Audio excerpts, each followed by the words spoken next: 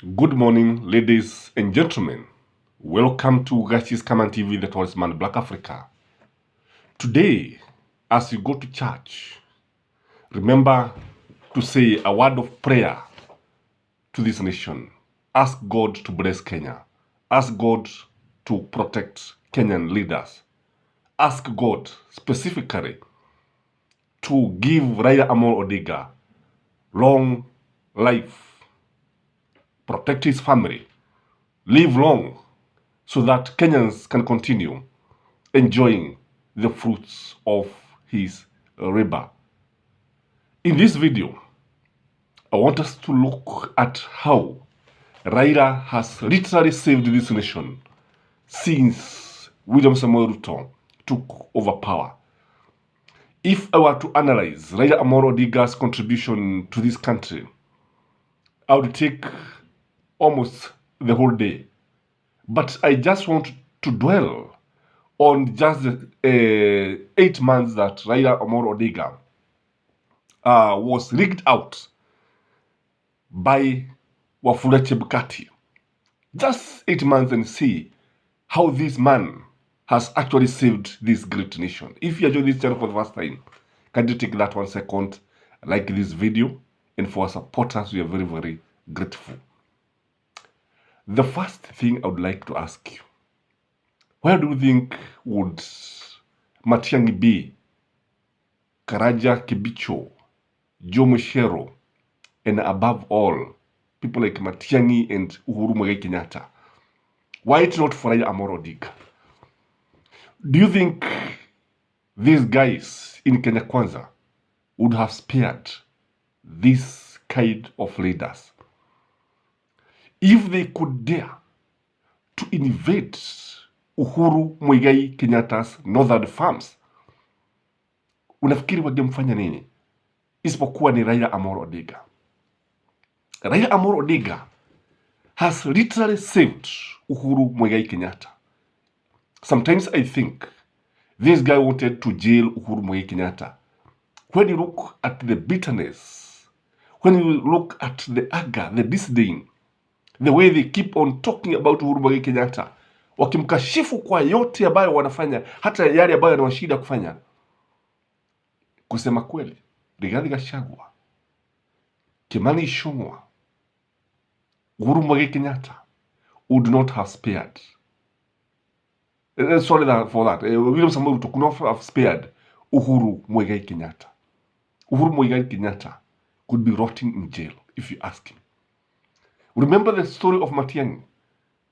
The way he was summoned by the DCI, and were it not for Raila Amolo Odinga, Matiang'I today could be in prison.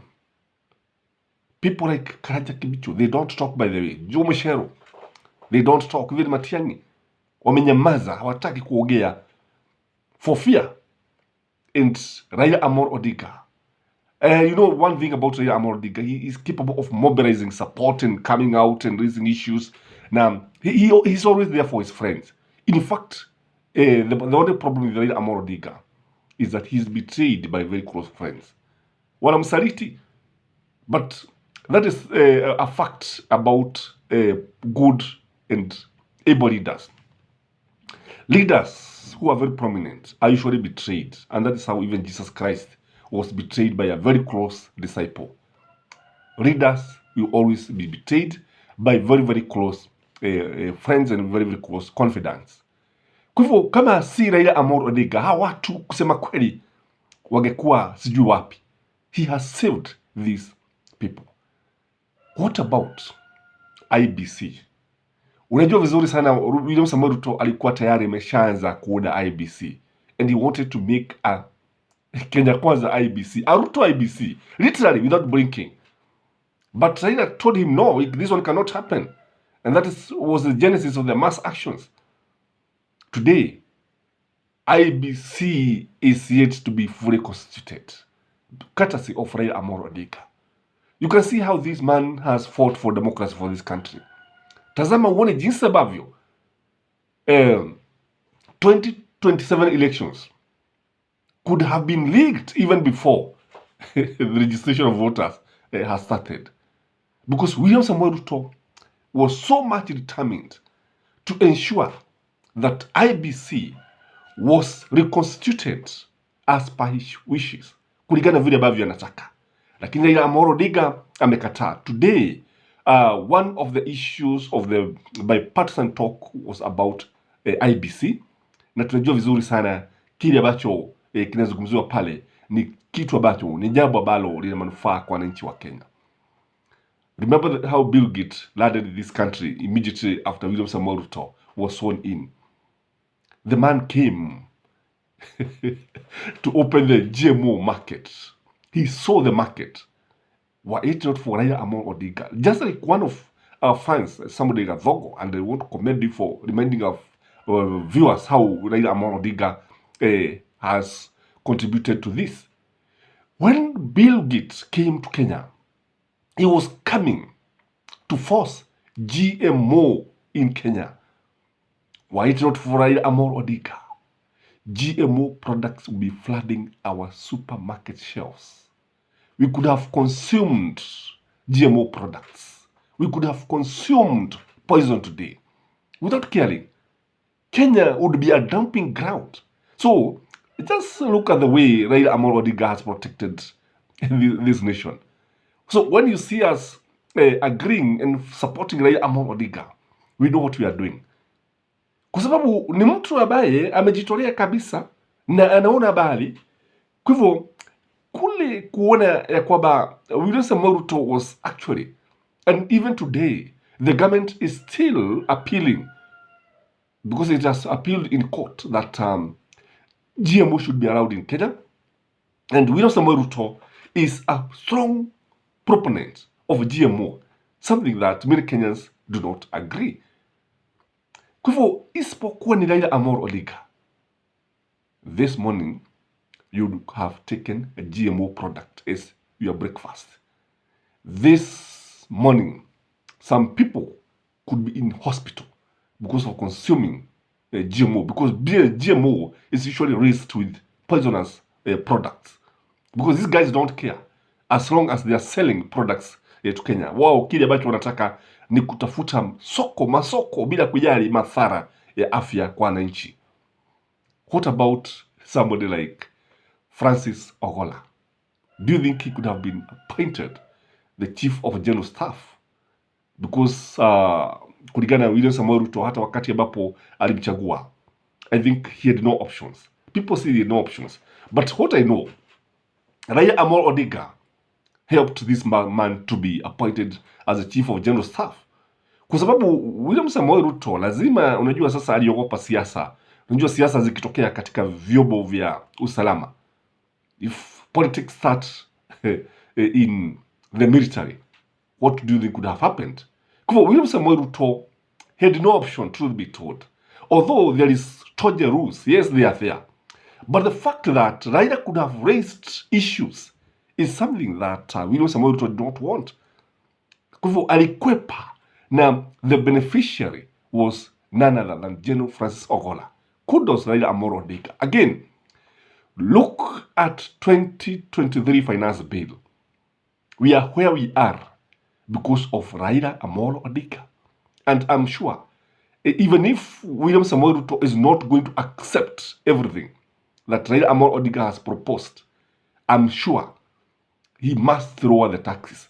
One thing I know for sure is that he's going to lower the percentage tax of the digital content creators from 15% maybe to 0 or 5%, something like that.